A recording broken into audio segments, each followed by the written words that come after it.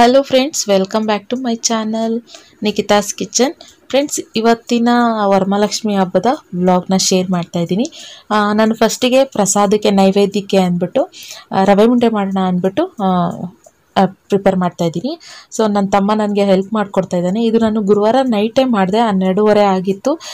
ಸೀರೆ ಎಲ್ಲ ಉಡಿಸಿ ಕಳ್ಸೋಕ್ಕೆ first ready ಮಾಡಿ ಇಟ್ಬಿಟ್ಟೆ. ಆಮೇಲೆ ಇದು ರವೆ ಉಂಡೆ ಮಾಡಿ ಇಟ್ಬಿಡೋಣ, ಜಾಸ್ತಿ ಇಲ್ಲ ನೈವೇದ್ಯಕ್ಕೆ ನಾವೇನು ಮಾಡಿಲ್ಲ, ಸಿಂಪಲಾಗಿ ಮಾಡಿದ್ದೆ. ರವೆ ಉಂಡೆ ಮತ್ತು ಗೋಧಿ ಪಾಯಸ ಮಾಡಿದ್ದೆ.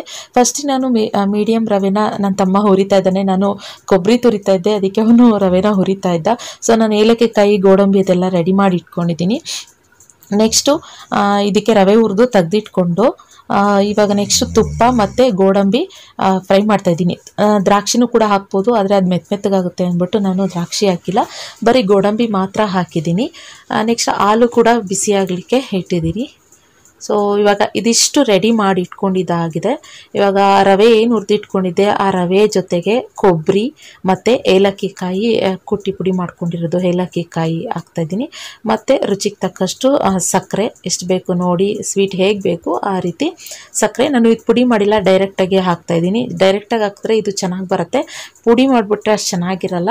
ನೆಕ್ಸ್ಟ್ ನಾವು ಈ ತುಪ್ಪದಲ್ಲಿ ಹುರಿದಿಟ್ಕೊಂಡಿದ್ವಿ ಗೋಡಂಬಿನ ಮತ್ತು ತುಪ್ಪನ, ಅದನ್ನು ಕೂಡ ಇದಕ್ಕೆ ಹಾಕ್ತಾಯಿದ್ದೀನಿ. ಸೊ ಇದೆಲ್ಲ ಹಾಕ್ಬಿಟ್ಟು ಫುಲ್ ಎಲ್ಲ ಮಿಕ್ಸ್ ಮಾಡಬೇಕು ನೀಟಾಗಿ. ತುಪ್ಪದಲ್ಲಿ ಬಿಸಿ ತುಪ್ಪನೇ ಹಾಕಬೇಕು, ಇದಕ್ಕೆ ತಣ್ಣಗಾದ್ಮೇಲೆಲ್ಲ ಹಾಕಬಾರ್ದು. ಸೊ ಬಿಸಿ ತುಪ್ಪ ಹಾಕಿ ಎಲ್ಲ ಮಿಕ್ಸ್ ಮಾಡಾದ್ಮೇಲೆ ಹಾಲು ಕುದ್ಮೇಲೆ ಕಾಯಿಸಿದ್ಮೇಲೆ ಅದಕ್ಕೆ ಹಾಕ್ಬಿಟ್ಟು ಎಲ್ಲ ಫುಲ್ ಮಿಕ್ಸ್ ಮಾಡುತ್ತಾ ಇದ್ದೀನಿ. ಮತ್ತು ಇದು ಅಷ್ಟೇ ಬಿಸಿ ಬಿಸಿ ಇರುವಾಗಲೇ ಕಟ್ಟಬೇಕು, ಆವಾಗಲೇ ಚೆನ್ನಾಗಿರುತ್ತೆ. ನೋಡಿ ಅದು ಬಿಸಿ ಬಿಸಿ ಇದೆ ತುಂಬ, ಆವಾಗಲೇ ಈ ರೀತಿ ಕಟ್ಟಿ ಕಟ್ಟಿ ಇಡಬೇಕು. ತುಂಬ ಗಟ್ಟಿಯ ಅನ್ನೋ ಥರ ಕಲಸಿಡ್ಬಾರ್ದು, ಸ್ವಲ್ಪ ತೆಳು ಥರ ನಮ್ಮ ಕೈಗೆ ನೀಟಾಗಿ ಅದು ಸಾಫ್ಟಾಗಿ ಸಿಗಬೇಕು, ಆ ರೀತಿ ಕಲಸಿಡಬೇಕು, ಆವಾಗ ಚೆನ್ನಾಗಿರುತ್ತೆ. ತುಂಬ ಸ್ವಲ್ಪ ಹಾಲು ಹಾಕ್ಬಿಟ್ಟು ಗಟ್ಟಿಗೆ ಕಲಸಿಟ್ಬಿಟ್ರೆ ಬೆಳಗ್ಗೆ ಅಷ್ಟೊತ್ತಿಗೆ ತುಂಬ ಗಟ್ಟಿಯಾಗಿಬಿಡುತ್ತೆ. ಸೊ ನೋಡಿಕೊಂಡು ಅದನ್ನು ಕಲಿಸ್ಬೇಕು. ಕಲಸಿ ಎಲ್ಲನೂ ಉಂಡೆ ಮಾಡಿ ಇಡ್ತಾಯಿದ್ದೀನಿ. ಮತ್ತು ನಾನು ಗೋಧಿ ಪಾಯಸ ಕೂಡ ಮಾಡಿದೆ. ಇದು ನೈಟ್ ಮಾಡಿದ್ದು, ಇದೊಂದೇ ರವೆ ಉಂಡೆ ಒಂದೇ ಮಾಡಲಿಕ್ಕೆ ಆಗಿದ್ದು ನನಗೆ. ಬೇರೆ ಪ್ಲ್ಯಾನು ನನಗೆ ಚಕ್ಲಿ ಮತ್ತು ಕಜ್ಜಿಕಾಯಿ ಮಾಡಬೇಕು ಅಂತ ಅಂದ್ಕೊಂಡಿದ್ದೆ, ಆದರೆ ನನಗೆ ಸ್ವಲ್ಪ ಹೆಲ್ತ್ ಇಶ್ಯೂ ಇರೋದ್ರಿಂದ ನನಗೆ ಮಾಡೋಕ್ಕಾಗಲಿಲ್ಲ. ನನಗೆ ಎಷ್ಟಾಗುತ್ತೋ ಅಷ್ಟು ಮಾಡಿ ಅಮ್ಮಂಗೆ ಪ್ರಸಾದ ಮಾಡಿದೆ.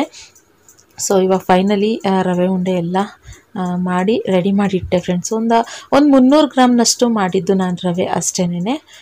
ಮತ್ತು ಅಮ್ಮಗೆ ಅದೆಲ್ಲ ಆದಮೇಲೆ ಅಮ್ಮಗೆ ಅಂದರೆ ಮುಖವಾಡಕ್ಕೆ ನಾನು ಈ ರೀತಿ ಅಲಂಕಾರ ಮಾಡಿದ್ದೀನಿ. ಸಿಂಪಲಾಗಿ ಐಲೈನರ್ ಮತ್ತು ಬಿಂದಿ ಮತ್ತು ಲಿಪ್ಸ್ಟಿಕ್ ಹಚ್ಚಿಲ್ಲ ನಾನು ಅದಕ್ಕೆ ಗಂಧ ಹಚ್ಬಿಟ್ಟು ಅದ್ರ ಮೇಲೆ ಕುಂಕುಮನ ಅಪ್ಲೈ ಮಾಡಿದ್ದೀನಿ ಲಿಪ್ಸ್ಟಿಕ್ ಥರ ಈ ರೀತಿ. ಮತ್ತು ಪೂಜೆ ಸಾಮಾನು ಅಷ್ಟೇ ನೋಡ್ಬೋದು, ಎಲ್ಲ ಫ್ರೂಟ್ಸ್ ಎಲ್ಲ ತೊಳೆದ್ಬಿಟ್ಟು ಎಲ್ಲ ಒಂದು ಬೌಲ್ನಲ್ಲಿ ಈ ರೀತಿ ಹಾಕಿಟ್ಟಿದ್ದೀನಿ. ದೇವ್ರ ಸಾಮಾನೆಲ್ಲ ಒಂದಕ್ಕೆ ಹಾಕಿಟ್ಟಿದ್ದೀನಿ.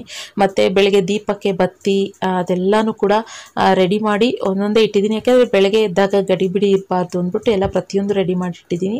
ಸೊ ನಿನ್ನೆ ವ್ಲಾಗಲ್ಲಿ ತೋರಿಸಿದ್ದೆ ನಾನು ಸೀರೆ ಯಾವ ರೀತಿ ಉಡ್ಸಿದ್ದೀನಿ ಅಂದರೆ, ಫುಲ್ ಡೀಟೇಲಾಗಿ ತೋರಿಸಿಲ್ಲ.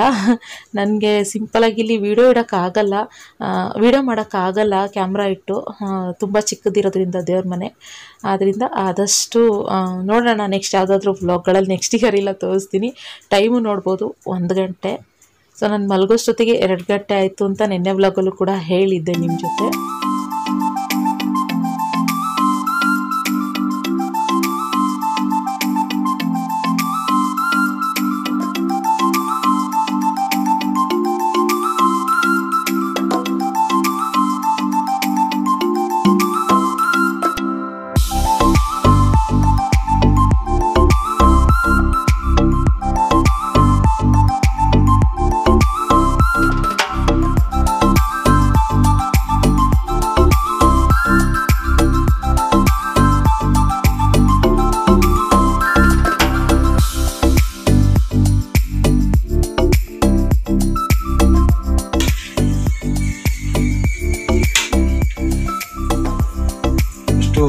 ಗಣೇಶನಲ್ಲ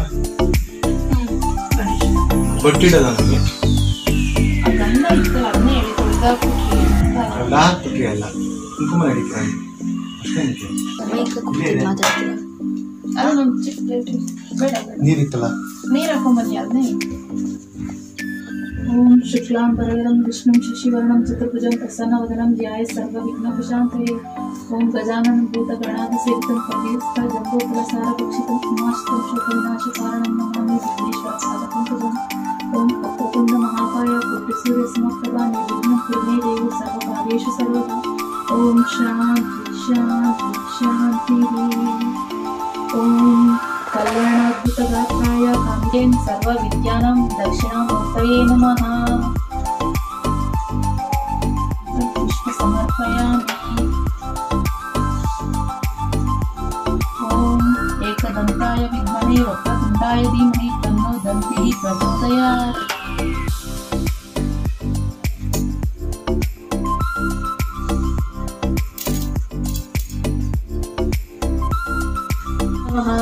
ओम पद्माय नमः। ओम सुजाय नमः। ओम वसुदाय नमः। ओम वसुधारिणे नमः। ओम कमलाय नमः। ओम कांताय नमः। ओम कामाक्षये नमः। ओम क्रोध संभावये नमः। ओम अनुग्रह प्रदाये नमः। ओम बुद्धिये नमः। ओम अनगाये नमः। ओम हरिवल्लभाय नमः। ओम स्वाहाय नमः। ओम स्वदाय नमः। ओम सुदाय नमः। ओम धन्याय नमः। ओम हिरण्याय नमः। ओम लक्ष्मीये नमः। ओम नित्यपुष्पाय नमः। ओम निभावराय नमः। ओम आदित्याय नमः। ओम दीप्तये नमः। ओम दीप्ताय नमः। ओम रामाय नमः। ओम चंद्राय नमः। ओम चंद्र सहोदराय नमः। ओम चतुर्भुजाय नमः। ओम चंद्र रूपाय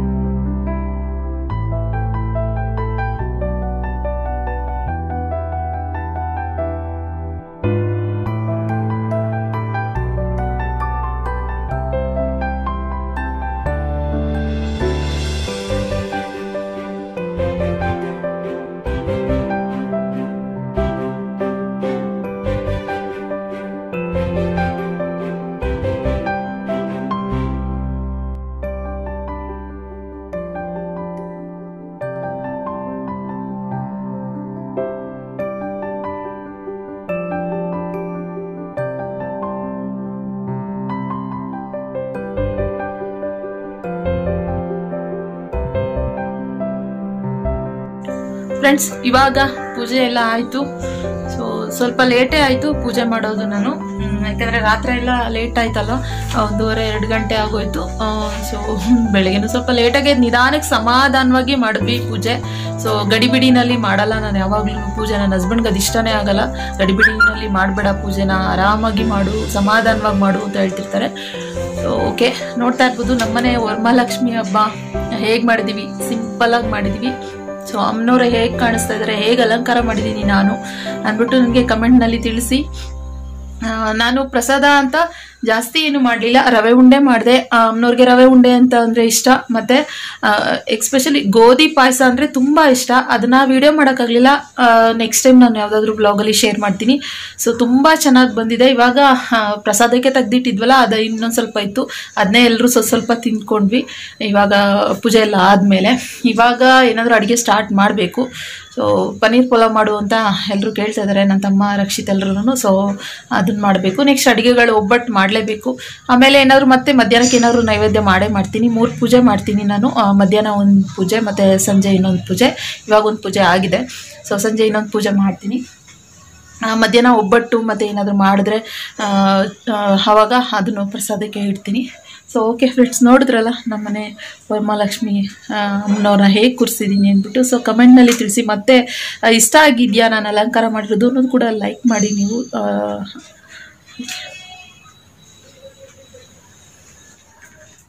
ಫ್ರೆಂಡ್ಸ್, ಪನ್ನೀರ್ ಪಲಾವ್ನ ನಾನು ಈಸಿಯಾಗಿ ಕುಕ್ಕರ್ನಲ್ಲೇ ಮಾಡಿಬಿಡ್ತಾಯಿದ್ದೀನಿ. ಸೊ 4 ಜನಕ್ಕೆ ಮಾತ್ರ ಸಿಂಪಲಾಗಿ ಮಾಡಿಬಿಡೋಣ ಕುಕ್ಕರ್ನಲ್ಲಿ ಅಂದ್ಬಿಟ್ಟು ಡೈರೆಕ್ಟಾಗಿ ಮಾಡ್ತಾಯಿದ್ದೀನಿ. ಫಸ್ಟು ಎಣ್ಣೆ ಹಾಕ್ಬಿಟ್ಟು ನಾನು ಅದಕ್ಕೆ ಪನ್ನೀರ್ ಹಾಕ್ಬಿಟ್ಟು ಫ್ರೈ ಮಾಡ್ತಾಯಿದ್ದೀನಿ ಗೋಲ್ಡನ್ ಬ್ರೌನ್ ಆಗೋವರೆಗೂ. ಡೈರೆಕ್ಟಾಗಿ ಹಾಗೆಯೇ ಒಂದು 2 ಈರುಳ್ಳಿನ ಉದ್ದುದ್ದಕ್ಕೆ ಕಟ್ ಮಾಡಿಬಿಟ್ಟು ಅದಕ್ಕೆ ಹಾಕ್ತಾಯಿದ್ದೀನಿ ಎಣ್ಣೆ ಜೊತೆಗೇನೆ. ಇದನ್ನು ಫಸ್ಟು ಇದ್ರ ಎಣ್ಣೆನಲ್ಲೇ ಚೆನ್ನಾಗಿ, ಅಂದರೆ ಪನ್ನೀರು ಈರುಳ್ಳಿ ಎರಡೂ ಚೆನ್ನಾಗಿ ಫ್ರೈ ಮಾಡ್ತಾಯಿದ್ದೀನಿ. ಮತ್ತು ಜೊತೆಗೆ ಹಸಿ ಬಟಾಣಿ ಹಾಕ್ತಾಯಿದ್ದೀನಿ. ಇವಾಗ ಹಸಿ ಬಟಾಣಿ ಬರ್ತಾಯಿಲ್ಲ, ನಾನು ಮೆಟ್ರೋನಲ್ಲಿ ತಂದು ಇಟ್ಕೊಂಡಿರ್ತೀನಿ. ಯಾವಾಗಲೂ ಹಸಿ ಬಟಾಣಿ, ಮುಸ್ಕಿನ ಜೋಳ ಅದೆಲ್ಲನೂ ಸ್ಟಾಕ್ ಇರುತ್ತೆ, ತಂದು ಇಟ್ಕೊಂಡ್ಬಿಟ್ಟಿರ್ತೀನಿ. 1 kg ಅಷ್ಟು ಫ್ರೀಝರ್ನಲ್ಲಿ ಇಟ್ಬಿಟ್ಟಿರ್ತೀನಿ. ಇವಾಗ ಅದ್ರ ಜೊತೆಗೆ 1.5 ಸ್ಪೂನಷ್ಟು ಜಿಂಜರ್ ಗಾರ್ಲಿಕ್ ಪೇಸ್ಟ್, ಅದು ಕೂಡ ರೆಡಿ ಮಾಡಿ ಇಟ್ಕೊಂಡಿರ್ತೀನಿ ನಾನು ಫ್ರಿಡ್ಜ್ನಲ್ಲಿ. ಅದನ್ನು ಹಾಕ್ತೆ. ಅದಾದಮೇಲೆ 1 ಸ್ಪೂನಷ್ಟು ಚಿಲ್ಲಿ ಪೌಡರ್ ಮತ್ತು 1 ಸ್ಪೂನಷ್ಟು ಧನಿಯಾ ಪೌಡರ್, ಸ್ವಲ್ಪ ಗರಂ ಮಸಾಲ. ನಾನಿವತ್ತು ಕೇಯ ಅವ್ರದ್ದು ಗರಂ ಮಸಾಲ ಬರುತ್ತೆ, ಸೊ ಅದರಲ್ಲೇ ಮೆಂತ್ಯ ಸೊಪ್ಪು ಮತ್ತು ಧನಿಯಾ ಅರ್ಧ ಅದು ಚೆನ್ನಾಗಿದೆ. ಅದು ಇದು ಚಿಕನ್ ಮಸಾಲದದು ಮಸಾಲ ಪೌಡರ್ ಚೆನ್ನಾಗಿದೆ ಅಂದ್ಬಿಟ್ಟು ಅದನ್ನು ಹಾಕ್ತೆ. ಸೊ ಬೇರೆ ಥರ ಡಿಫ್ರೆಂಟ್ ಆಗಿರಲಿ, ಯಾವಾಗಲೂ ಗರಂ ಮಸಾಲನೇ ಹಾಕ್ತಾ ಇರೋದು ಇದ್ದಿದ್ದೆ ಅಂದ್ಬಿಟ್ಟು ಅದನ್ನು ಹಾಕ್ತೆ. ಮತ್ತು ರುಚಿಗೆ ತಕ್ಕಷ್ಟು ಉಪ್ಪು ಹಾಕ್ತೆ. ಮತ್ತು ಒಂದು 2-3 ಟೊಮೊಟೊ ಕಟ್ ಮಾಡಿ ಇಟ್ಕೊಂಡಿದ್ದೆ ಸಣ್ಣದು, ಅದನ್ನು ಕೂಡ ಹಾಕಿ ಚೆನ್ನಾಗಿ ಅದು ಬೆಂದಾದಮೇಲೆ ಇವಾಗ ಸ್ವಲ್ಪ ಡ್ರೈ ಮೆಂತ್ಯ ಸೊಪ್ಪು ಮತ್ತು ಒಂದು ಸ್ವಲ್ಪ ಮೊಸರು ಹಾಕ್ಬಿಟ್ಟು ಫುಲ್ ಅದನ್ನೆಲ್ಲ ಚೆನ್ನಾಗಿ ಹಾಗೆ ಬೇಯಲಿಕ್ಕೆ ಬಿಡ್ತಾಯಿದ್ದೀನಿ, ಹುರಿತಾಯಿದ್ದೀನಿ. ಇದೆಲ್ಲ ಆದಮೇಲೆ ನಾನು ಒಂದು 2.25 ಗ್ಲಾಸಷ್ಟು ಅಕ್ಕಿ ಹಾಕ್ತಾಯಿದ್ದೀನಿ. ಸೊ 1 ಟೈಮ್ಗೆ ಅಂತ ಮಾಡಿದೆ ನಾನು. ನಮ್ಮನೇಲಿ ಪನ್ನೀರ್ ಎಸ್ಪೆಷಲಿ ರಿಷಿ ಜಾಸ್ತಿ ಫೇವ್ರೇಟ್ ಆಗಿಬಿಟ್ಟಿದೆ. ರಿಷಿ ರಕ್ಷಿತ್ ಇಬ್ಬರೂ ಅಷ್ಟೇ ಪನ್ನೀರ್ ಬೇಕು ಅಂತ ನಮ್ಮ ತಟ್ಟೆಲಿ ಇರೋದನ್ನು ಹಾರಿಸ್ಕೊಂಡು ಹಾಕೊಂಡು ತಿಂದ್ಬಿಡ್ತಾರೆ. ಅಷ್ಟು ಇಷ್ಟ ಆಗ್ಬಿಟ್ಟಿದೆ ರಿಷಿ. ಯಾವಾಗಲೇ ಆದರೂ ಏನೇ ಮಾಡು ಅಂತ ಹೇಳಿದ್ರು ಅಕ್ಕ ಪನ್ನೀರ್ ಮಾಡು ಅಂತ ಹೇಳ್ತಾನೆ, ಅಷ್ಟು ಇಷ್ಟ ಆಗ್ಬಿಟ್ಟಿದೆ ಅವನಿಗೆ. ಆದ್ದರಿಂದ ಇವತ್ತು ಬೆಳಗ್ಗೆ ಆಗಲೇ ನಾವು ತಿಂಡಿ ತಿನ್ನೋಷ್ಟೊತ್ತಿಗೆ 11:30-12 ಗಂಟೆನೂ ಕೂಡ ಆಗಿಬಿಟ್ಟಿತ್ತು. ಸರಿ ಇತ್ಕೋರೆಕಾಳು ಗ್ರೇವಿ ಮಾಡೋಣ ಅಂತ ಹೇಳ್ಬಿಟ್ಟು ಇತ್ಕೋರೆಕಾಳು ನೆನೆ ಹಾಕಿದ್ದೆ, ಅವರೆಕಾಯಿ ನೆನೆ ಹಾಕಿದ್ದೆ. ಸೊ ಅದನ್ನು ಹಾಗೆ ಸ್ವಲ್ಪ ಇತ್ಕಿಸ್ತಾ ಇದ್ದೀನಿ. ಸೊ ಎಲ್ಲರೂ ಹಾಲೇ ಹೋಗಿ ರೆಸ್ಟ್ ಮಾಡ್ತಾಯಿದ್ರು, ನಾನು ಒಬ್ಬಳೇ ಇದ್ದೆ. ಸೊ ಅವರೆಲ್ಲ ರೆಸ್ಟ್ ಮಾಡ್ತಾಯಿದ್ರು, ಎಲ್ಲರೂ ಬೆಳಗ್ಗೆ ಬೇಗ ಎದ್ದಿದ್ವಿ ಅಂದ್ಬಿಟ್ಟು ರೆಸ್ಟ್ ಮಾಡ್ತಾಯಿದ್ರು. ನಾನು ಮಾತ್ರ ಅಡುಗೆ ಮಾಡ್ತಾ ಜೊತೆಯಲ್ಲಿ ಅವರೆಕಾಳನ್ನು ಎತ್ಕಿಸ್ತಾ ಇದ್ದೆ. ಅಂದರೆ ಕುಕ್ಕರ್ ವಿಜಿಲ್ ಹೊಡಿಲಿಕ್ಕೆ ಇಟ್ಬಿಟ್ಟು ಆಮೇಲೆ ಬಂದು ನಾನು ಕಾಳು ಎತ್ಕಿಸ್ತಾ ಇದ್ದೆ. ಇವಾಗ ನೋಡಿ ಯಾವ ರೀತಿ ಆಗಿದೆ ಪನ್ನೀರ್ ಪಲಾವ್. ತುಂಬ ಚೆನ್ನಾಗಿತ್ತು, ಬಿಸಿ ಎಲ್ಲರೂ ಆಗಲೇ 12 ಗಂಟೆ ತಿಂದಾಗ. ಸೊ ಎಲ್ರಿಗೂ ಅದೇ ಹೊಟ್ಟೆ ತುಂಬಂಗೆ ಆಗೋಯ್ತು. ನನಗೆ ಊಟ ಬೇಡ, ನನಗೆ ನೆಕ್ಸ್ಟ್ ಮಧ್ಯಾಹ್ನಕ್ಕೆ ಊಟ ಏನು ಮಾಡಲಿ, ಒಬ್ಬಟ್ಟು ಜೊತೆಗೆ ಏನು ಮಾಡಲಿ ಅಂತ ಹೇಳಿದ್ರೆ ಅಯ್ಯೋ ನನಗಂತೂ ಏನು ಬೇಡ ಅಂತ ಹೇಳ್ತಾಯಿದ್ರು. ಸೊ ನಾನು ಅದಕ್ಕೆ ಜಾಸ್ತಿ ಏನು ಅಡುಗೆಗಳು ಮಾಡೋಕ್ಕೆ ಹೋಗಲಿಲ್ಲ. ಒಬ್ಬಟ್ಟಿಗೆ ಒಂದು ಕಡೆ ಬೇಳೆ ಬೇಯಲಿಕ್ಕೆ ಇಟ್ಟಿದ್ದೀನಿ, ಇನ್ನೊಂದು ಕಡೆ ಅವರೆಕಾಳು ಇತ್ಕಿಸ್ತಾ ಇದ್ದೀನಿ. ಸಿಂಪಲಾಗಿ ಮಾಡಿದೆ ಒಬ್ಬಟ್ಟು ಮತ್ತು ಇತ್ಕೋರೆಕಾಳು ಗ್ರೇವಿ ಮತ್ತು ರಸಮ್ ಮಾಡಿದೆ, ರೈಸ್ ಮಾಡಿದೆ ಫ್ರೆಂಡ್ಸ್. ಇವಾಗ ರಸಮ್ ರೆಡಿ ಆಗಿದೆ. ರಸಮ್ ಮಾಡಿ ಬೇಯಲಿಕ್ಕೆ ಬಿಟ್ಟಿದ್ದೀನಿ. ಸೊ ಒಬ್ಬಟ್ಟಿಗೂ ಕೂಡ ರೆಡಿ ಮಾಡಿದೆ. ಒಬ್ಬಟ್ಟು ಹೂರ್ಣ ಇವಾಗ ಹೂರ್ಣ ರುಬ್ಬಿದ್ದ ಜಾರ್ನಲ್ಲೇನೆ ಇದರಲ್ಲೇನೆ ರಸಂ ಕೂಡ ನಾನು ರುಬ್ಬಿಡ್ತೀನಿ. ಲಾಸ್ಟ್ ಟೈಮ್ ಯುಗಾದಿ ಹಬ್ಬದಲ್ಲಿ ನಾನು ಹೋಟೆಲ್ನಲ್ಲಿರುವಾಗಲೇ ಒಬ್ಬಟ್ಟು ಮತ್ತೆ ರಸಂ ಯಾವ ರೀತಿ ಮಾಡ್ತೀನಿ ಅಂದ್ಬಿಟ್ಟು ಶೇರ್ ಮಾಡಿದೆ. ಸೊ ನೋಡಿಲ್ಲ ಅಂದ್ರೆ ನೀವು ಚೆಕ್ ಮಾಡ್ಬೋದು, ಅದ್ರ ಲಿಂಕ್ನ ಹಾಕ್ಲಿಕ್ಕೆ ಟ್ರೈ ಮಾಡ್ತೀನಿ ಡಿಸ್ಕ್ರಿಪ್ಷನ್ ಬಾಕ್ಸ್ನಲ್ಲಿ.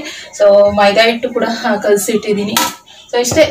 ನಮ್ಮನೇಲಿ ಬೆಳಗ್ಗೆ ಪನ್ನೀರ್ ಮತ್ತೆ ಹಸಿ ಬಟಾಣಿ ಹಾಕ್ಬಿಟ್ಟು ಪಲಾವ್ ಮಾಡಿದ್ನಲ್ಲ, ಸೊ ಅದು ತಿಂದಿದೆ ಲೇಟ್ ಆಗ್ಲಿ 12 ಗಂಟೆ ಟಿಫನ್ ಮಾಡುವಾಗ.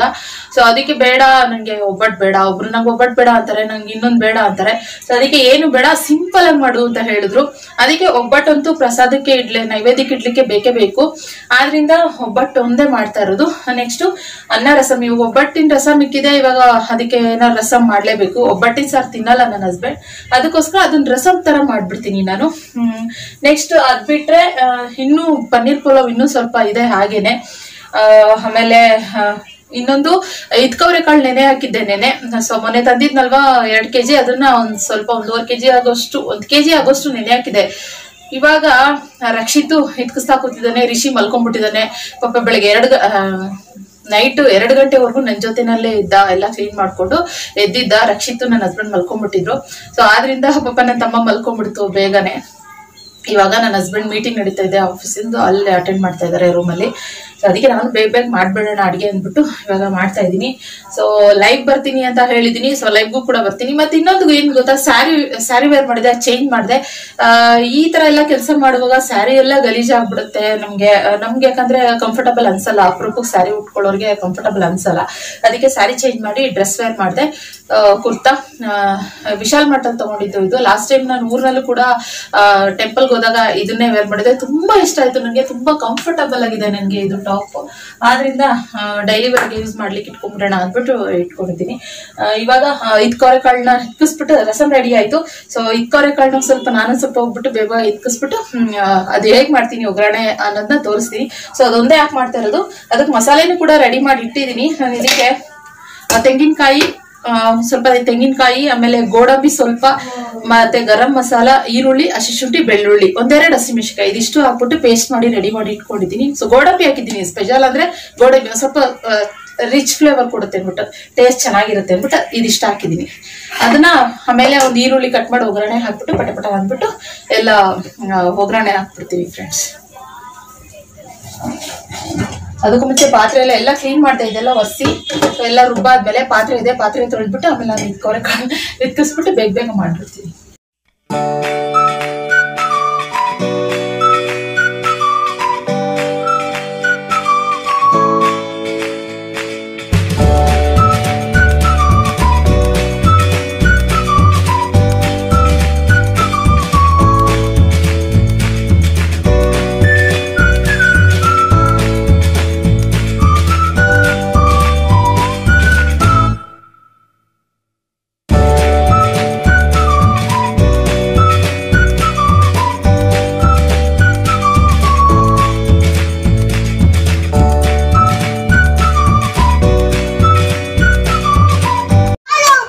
ಇವಾಗ ಸಂಜೆ 5:30 ಪೂಜೆ ಮಾಡಬೇಕು. ಇವಾಗ ಲೈವ್ ಮುಗಿಸ್ಕೊ ಬಂದೆ. ಸೊ ತುಂಬ ಜನ ಲೈವ್ಗೆ ಜಾಯ್ನ್ ಆಗಿದ್ರಿ. So thank you so much ಎಲ್ರಿಗೂ.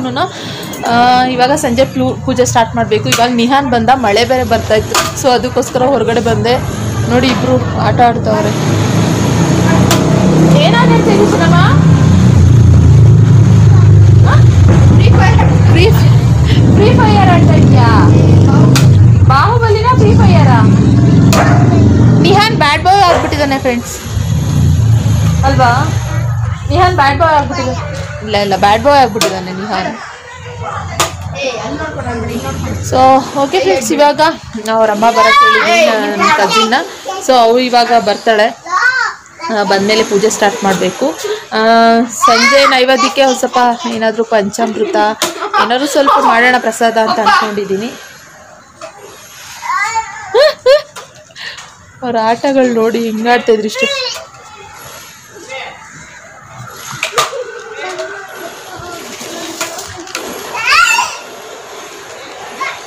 ಸೊ ಓಕೆ, ಇವಾಗ ಮಳೆ ಬರೋ ಥರ ಆಗ್ತಾಯಿದೆ ಅಂದ್ಬಿಟ್ಟು ಸುಮ್ಮನೆ ನಿಂತ್ಕೊಂಡೆ. ಇಲ್ಲಾಂದರೆ ಹಸ್ಬೆಂಡು ಬಟ್ಟೆ ಹಿಂಡಿಸ್ತಾ ಇದ್ದಾರೆ. ಸೊ ನಾನು ಬ್ಯುಸಿ ಅಲ್ವಾ, ಅದರಿಂದ ಅವರೆಲ್ಲ ಬಟ್ಟೆ ಎಲ್ಲ ಹಿಂಡಿಸ್ತಾ ಇದ್ದಾರೆ. ಒಬ್ರೊಬ್ರು ಒಂದೊಂದು ಕೆಲಸ ಮಾಡ್ಕೊತಾ ಇದ್ದಾರೆ. ಯಾಕೆಂತಂದರೆ ನಾನು ಸ್ವಲ್ಪ ನಿದ್ದೆ ಬರ್ತಾ ಇದೆ, ನಿದ್ದೆ ಎಳಿತಾ ಇದೆ. ಸೊ ಅಂದರೆ ನಿದ್ದೆ ಮಾಡಬೇಕು ಅಂತಲ್ಲ, ಆದರೆ ಬೆಡ್ ಮೇಲಂತೂ ತಲೆ ಕೆಟ್ಟರೆ ಹಂಗೆ ನಿದ್ದೆ ಮಾಡ್ಬಿಡ್ತೀನಿ, ಹಂಗಾಗ್ತದೆ. ನಂಗೆ ಆ ಥರ ನಿದ್ದೆ ಕೆಟ್ಟಾಗ ಸ್ವಲ್ಪ ತಲೆನೋವು ಬರುತ್ತೆ. ಅದಕ್ಕೋಸ್ಕರ ಮಾತ್ರೆ ತೊಗೊಂಡಿದ್ದೀನಿ, BP ಮಾತ್ರೆ ಮತ್ತು ತಲೆನೋವು ಮಾತ್ರೆ ಎಲ್ಲ ತೊಗೊಂಡಿದ್ದೀನಿ. ಗಲಾಟೆ ಮಾಡಬಾರ್ದು. ಸೊ ಓಕೆ, ಬನ್ನಿ ನೆಕ್ಸ್ಟ್ ಪೂಜೆ ಮಾಡಬೇಕು. ಸೊ ಪೂಜೆ ಮಾಡೋ ಬ್ಲಾಗ್ನ ಶೇರ್ ಮಾಡ್ತೀನಿ. ಸಂಜೆ ಪೂಜೆ. ಇಕ್ಕೋರೆಕಾಳು ರೆಸಿಪಿ ತೋರಿಸಿಲ್ಲ ನಾನು. ಸೊ ಇಕ್ಕೋರೆಕಾಳನ್ನು ಕೂಡ ಆಮೇಲಿಂದ ಊಟ ಮಾಡ್ಬೇಕಾದ್ರೆ ಹೇಗೆ ಮಾಡಿದ್ದೀನಿ ಅನ್ನೋದು ಕೂಡ ಶೇರ್ ಮಾಡ್ತೀನಿ. ಸೊ ಓಕೆ ಬನ್ನಿ.